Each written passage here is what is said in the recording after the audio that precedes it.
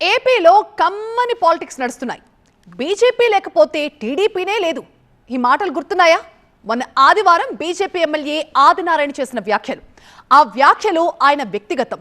ఇవాళ BJP statement ఇలా ఖండించింది కూడా మాటలతో. ఆ ఖండన తర్వాత ఇప్పుడు ఆదినారాయణ ఏమన్నారన్నదే మీరు చూడబోయే ఈ బ్రేకింగ్. నా వ్యాఖ్యల్ని వక్రీకరించారు అంటున్నారు ఆదినారాయణ రెడ్డి. కూటమిలో అన్ని పార్టీలు కలిసి ఉండాలన్నదే నా ఉద్దేశం అంటున్నారు. కూటమిని విడదయ్యాలని జగన్ కుట్రలు చేస్తున్నారని, కులాలు మతాలు మధ్యలో వచ్చాయి, మనమంతా ఒక్కటే అని చెప్పా అంటున్నారు ఆదినారాయణ రెడ్డి. నేనేం మాట్లాడానని వివరణలు సవరణలు ఉంటాయి. కమ్మటి రాజ్యం అంటే బాగుండాలన్నదే నా ఉద్దేశం. నా మాటల్ని రకరకాలుగా ప్రచారం చేస్తున్నారు. నా మాటలకు ఎవరైనా బాధపడుంటే చింతిస్తున్నాను అన్నారు ఆదినారాయణ రెడ్డి. మంచి సిద్ధాంతంతో, ధర్మ సిద్ధాంతంతో వైఎస్ఆర్ పార్టీని బాగా తుంగలో తొక్కాలా, దాన్ని డైనోసార్ చేయాలా. ఎందుకంటే ఇన్ని రకాలుగా తప్పులు చేసి, ఇన్ని అప్పులు చేసి, ఇన్ని గొప్పలు చెప్పే దరిద్రుని పోగొట్టాలంటే మేము గట్టిగా ఉండాలా. మేము సున్నితం ఉండకూడదు, ఈడ కులాలు ఉండకూడదు.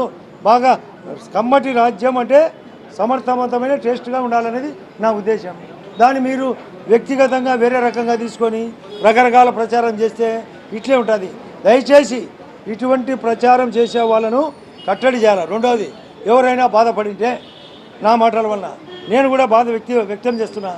ఎవరైనా బాధపడింటే నేను సత్యకుమార్ యాదవ్ గారు మందడంలోకి పోతే నా మీద దాడికి ప్రయత్నం చేశారు. ఆ మహిళలను కాపాడడానికి అక్కడ అతను కులం పేరు పెట్టి మాట్లాడుతున్నాడు. ఆ కులగణన చేయడము అతనిది తప్పు. దానికోసం మేము ప్రమాదం ఎదుర్కొంటున్నాం. ఇప్పటికీ నాకు ప్రాణహాని ఉంది. జగన్ రెడ్డితో సునీతమ్మకు ప్రాణహాని ఉంది. వివేకానంద కేసులో అతను తప్పుడు కేసు, ఇప్పుడు అనేక కేసులు ఎదుర్కొంటున్నాడు. అటువంటి క్యారెక్టర్ వ్యక్తిని మేము సున్నితమైతే కాదు, మనం ఒకే సమాజం కాదు, అన్ని సమాజం అందరం ఒకటే అనే ఉద్దేశంతో అనే మాటలు మీరు వక్రీకరణ మా తప్పు. కానీ ఇంతకీ ఆదినారాయణ రెడ్డి మొన్న ఆదివారం ఏమన్నారో ఒకసారి విందాం. ఇప్పుడే అడిగినాడు, మాకు ఎవరు కాళహస్తి ఆనంద్ అన్న ఎట్లుంది అని, ప్రభుత్వం పైన పాలన అని. నేను గజ్జల మల్లారెడ్డి గారు ఎప్పుడో 83 అధికార పార్టీ ఎన్టీ రామారావు గారు ఉన్నప్పుడు ఎట్లుంది అంటే ఆయన చెప్పినాడు బాగా కమ్మగా ఉందని. ఇప్పుడు కూడా ఇంకా కమ్మగానే ఉంది. అట్లే అది పోవాలా, కమ్మటి పరిస్థితి పోవాలా. అందరం ఒకే కులంలో అందరూ పనిచేసే వాళ్ళందరికీ ఎవరు గట్టిగా పనిచేస్తారో వాళ్ళకు అవకాశం ఇవ్వాలి. అంటే మీకు అర్థమేంటది అది కమ్మగా ఉండడం అంటే? ఆ కమ్మతో పాటు అందరం ఉండాము ఇక్కడ కులాలు మతాలు కాదు. ఇప్పుడు లడ్డు పైన ఇక్కడ జరుగుతుంది లడ్డు సంఘటన, తిరుపతిది. ఇప్పటికి కూడా లడ్డు సంఘటన పైన వాళ్ళు పై చేయనారు అంటే తప్పు చేసి కూడా పై చేయి. నేను ఇక్కడ మహిళలు కొందరు ఉన్నారు, ఒకరు ఇద్దరు అన్వాంటెడ్గా ఒక రూమ్లో దొరుకుతారు. దొరికినా కూడా మేము సీతమ్మ ప్రతివత అంటే మేము వాళ్ళు చెప్పినది వినాలా, చెప్పాలా?